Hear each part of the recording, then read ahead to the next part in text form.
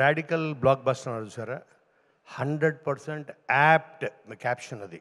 ఎందుకంటే చాలామంది radical minds ఒక రాడికల్ థాట్ తోటి తీసిన ఒక రాడికల్ లవ్ స్టోరీయే ఈ తెలుసు కదా. ఇది అప్రిషియేట్ చేయడానికి కూడా ఒక రాడికల్ మైండ్ కావాలి, టేస్ట్ కావాలి. అది నేను థియేటర్లు చూసిన తర్వాత నాకు అర్థమైంది, నేను తెలుసుకున్నాను. First it's a very radical. అంటే ఒక ట్రయాంగిల్ లవ్ స్టోరీని ఇప్పుడు నేను కూడా 2017లో నిన్ను కోరిన ఒక సినిమా రాసా, తీసాం. నేను దానికి దగ్గరగా ఉంటుంది అని అనుకున్నా. బట్ ఆల్ కన్వెన్షనల్ థింకింగ్ని, ఒక కన్వెన్షనల్ స్క్రీన్ ప్లేస్ని, ఒక కన్వెన్షనల్ రైటింగ్ని బ్రేక్ చేసిన సినిమా ఈ తెలుసు కదా.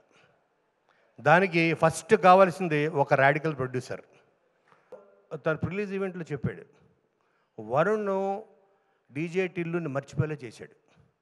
Varun has dominated the proceedings. నిజంగా సర్ప్రైజ్ ఏంటంటే నా చెల్లి, so she always cute, costume designer, ఇవన్నీ తెలుసు. కానీ ఇంత కాంప్లికేటెడ్ ఒక సబ్జెక్ట్ని తీసుకొని ఇంత బ్యూటిఫుల్గా తను చేస్తుందని చూసేంతవరకు నేను నమ్మలేదు.